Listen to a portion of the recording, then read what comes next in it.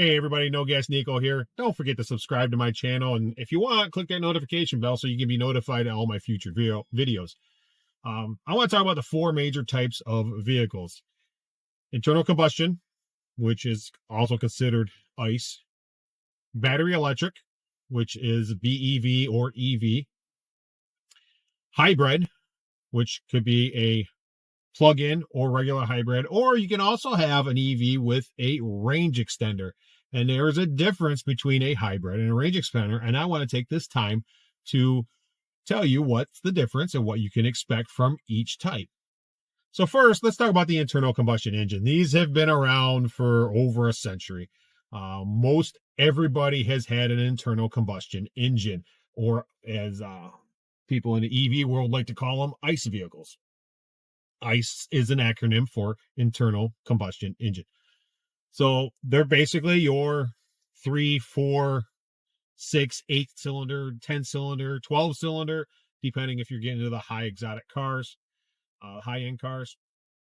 They are basically a petrol filled chamber that gets exploded and that energy gets transferred into the wheels. So it's a direct relationship between the gasoline, diesel, whatever petrol powered engine runs all the way through and is connected directly to the wheels with some other components in the meantime. But basically the engine drives the wheels directly. Now that is your internal combustion engine setup. It's been that way for over a century. Works very well, very efficient. The modern engines today seem to be lasting longer and longer. They are good vehicles to buy. Now, with the advances in electronics, hybrids have come into play. Now, what is a hybrid? A hybrid is you have the same internal combustion engine as you did with the ICE vehicles, but that internal combustion engine is then coupled with a generator and an electric motor and a small battery to hold the charge. Now, the electric motor is connected directly to the wheels along with the engine. They're all in a basically almost like a power train, if you will. They are supplement each other. So the electric motor will supplement the gasoline motor, and that will increase your fuel economy. So you'll be able to drive further with less gas. That is great when they have a small battery and it's only used for when a lot of power is demanded on the vehicle. So when you stomp on the accelerator from a dead stop, let's say you're sitting at a red light, light turns green. When you step on the accelerator, the electric motor will take that initial takeoff power, which is where a lot of fuel gets expelled when you're accelerating a vehicle. So they're taking that away from the gasoline engine and they're putting it on the electric motor. And then as you're driving down the road, they have regenerative braking. So that electric motor will then spin a generator, and that generator will recharge the battery, the small battery. So the next time you want a rapid acceleration, the electric motor can assist. And that's how a hybrid works. Again, everything is in line and connected to the wheels.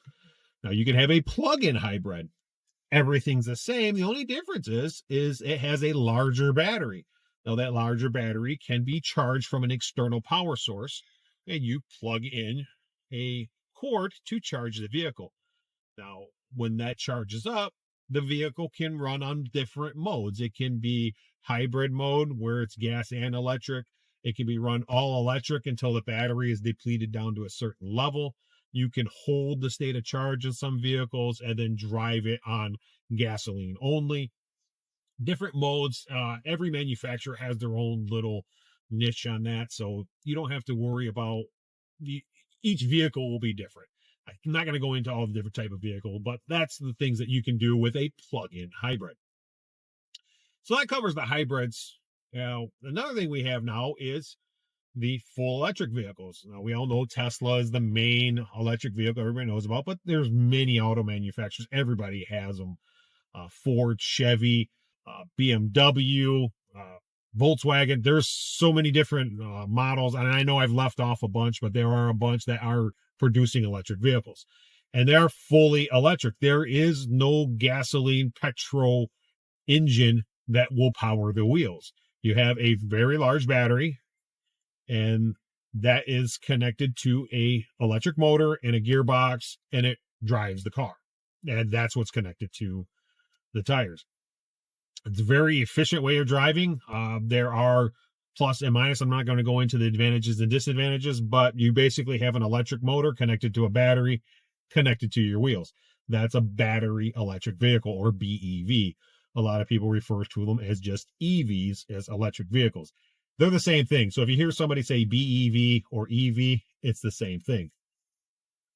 Now, recently, there's been a spinoff. Chevy Volt is a good example of what I'm going to talk about next. A Chevy Volt is a range extender. It's not a hybrid. Why isn't it a hybrid? Well, because the actual electric motor is not coupled with the gasoline engine with the tires. So the gasoline engine itself is not connected to the tires, to the drivetrain. What it does is that gasoline engine is connected to a generator. That generator will then charge the batteries.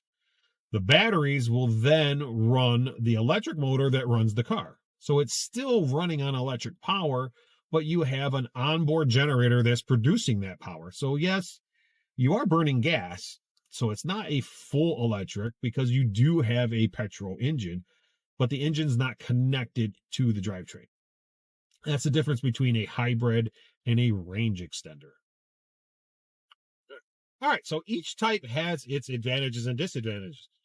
Advantages of an ICE vehicle is gas stations are plentiful. You can't drive half a mile without running into a gas station. So you never have to worry about running out of fuel unless you're just negligent and don't pay attention to your fuel gauge, or maybe your fuel gauge is broken and you don't know how much you have in the tank and you run out that way. But other than those two options, there's really no reason for you to run out of fuel. So that's an advantage of an ICE vehicle. A disadvantage on the ICE vehicle is the cost to drive it. Now, it is more expensive to drive a gasoline-powered vehicle. It's more expensive on the fuel, and it's also more expensive on the maintenance. They do have more maintenance. But aside from that, it's not something that is horrible. The maintenance isn't that bad to upkeep, but it is a higher cost than an electric vehicle. So let's talk about a hybrid. Hybrids are great. People love hybrids. Why? Because you get kind of the best of both worlds. You get electric power and gasoline power at the same time. And some of these vehicles are fast. They can move. I know my wife had a C-Max that was a plug-in hybrid. And when you stomped on that pedal, if you had charge in the battery, you stomped on that pedal, that thing threw you back in the seat and you were gone. So that's advantage. So you have power. You can still have the convenience of finding a gas station wherever you want, and you have good fuel economy. Advantages of a hybrid. All right, with that said, let's talk about the range extender for a little bit. What is an advantage of having a range extender? Why do you need that? Now, Chevy Volt, which is a beautiful car, they discontinued this in 2019. Another one that had that is probably pretty popular for a range extender is the BMW i3. That's what I'm driving right now, is a BMW i3 with a range extender. Now, what's the advantage of having a range extender? Well, there's lots of advantages and disadvantages of having a range extender, having both. Advantage, you can do most of your driving on battery electric. You can drive it completely with battery as long as you're within the range of the vehicle, or if you have fast charging capabilities and access to chargers.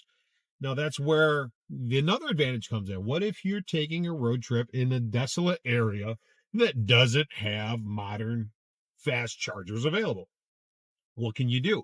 Well, I know the Chevy Volt had a setting where you can hold the state of charge, and also the BMW i3, I also have hold state of charge setting to where I can hold it at a high level and run only on gasoline and save my battery.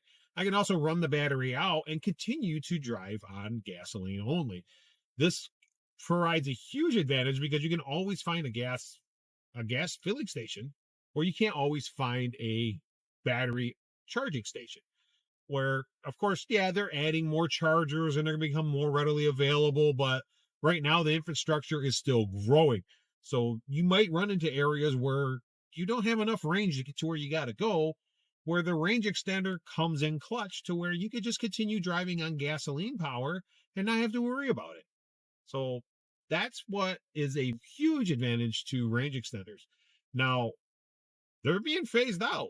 They're not offering. Dodge Ram is introducing a pickup truck with a range extender. Their 1500 series battery electric vehicle is also going to come with an optional range extender. Why would Dodge do that on their pickup truck? Why not just offer a full electric like Ford does with the Lightning or Tesla with the Cybertruck? Rivian, full electric, there's no range extender. So why is Dodge putting a range extender?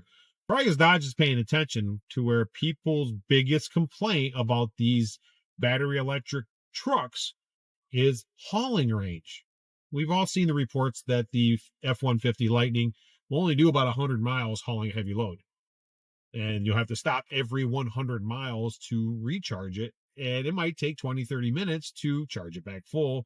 And then you're going down the road. So most people don't want to do that multiple times. If you're going to go 300 miles away on a camping trip, you're going to want to stop 3 times to charge a vehicle. No, probably not. So Dodge is paying attention, and they're offering a range extender on their 1500 series. All right, so that's it for my explanation on the different types of vehicles between ICE, BEV, EV, hybrid, plug-in hybrid, range extender.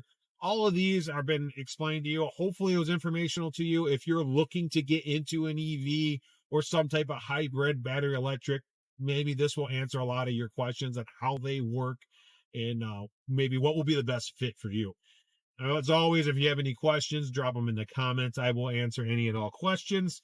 And also, my email is on my profile on this page. So if you want to go to my page and look up my email address, shoot me a question, I'll be happy to answer it for you. Anyway, thanks for watching. And again, don't forget to subscribe and click that notification bell. And so you can see what's coming up next. I do have a few series I got going on right now that I'm going to continually update.